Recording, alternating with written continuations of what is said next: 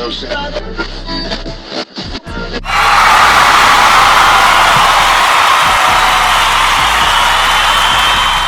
up, and welcome to The Fadeaway. I'm Ant Fernandez, and as you know, I cover basketball day to day. There's always something going on in the NBA that we could chop it up about while I'm here in the shop chopping up.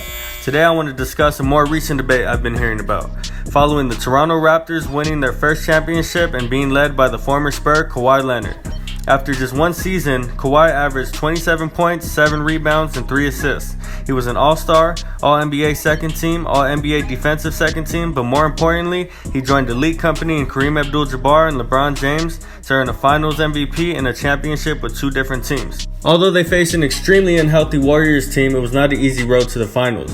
They beat a great 76ers team in the second round as Kawhi hit a buzzer beater in Game 7 to move on to the Eastern Conference Finals, where they would face the Greek Freak who was a front runner for MVP and led the Bucks to the best record in the NBA. But Kawhi and the Raptors were able to win 4 straight after Game 2 to win the series.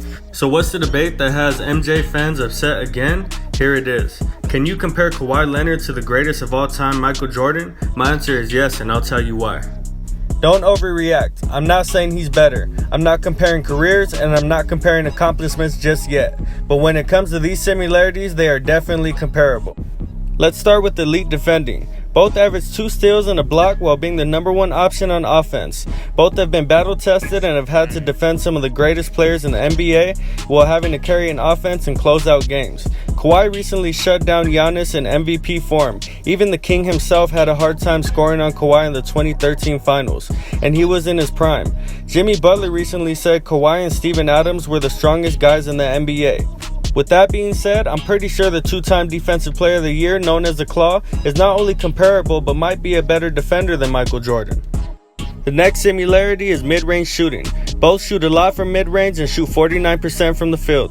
As a matter of fact, when Kawhi is at his best, you'll catch him finding his sweet spot before getting the ball over his defender's head and then releasing. Whether it's a regular jumper, a fadeaway, a turnaround, a swish, or off the glass, you can definitely see a little bit of MJ when it's happening.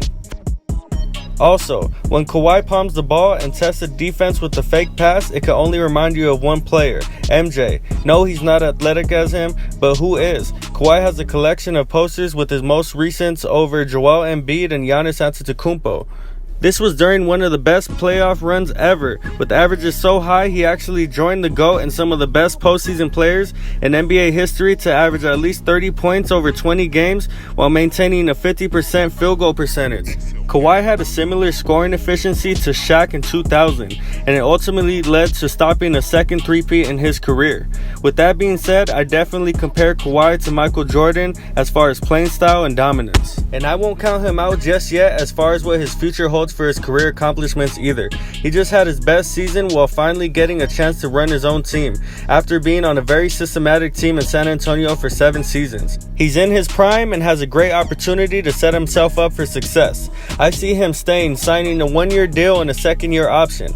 Well, let me know what you think, and thanks for listening. Catch me next time on The Fadeaway.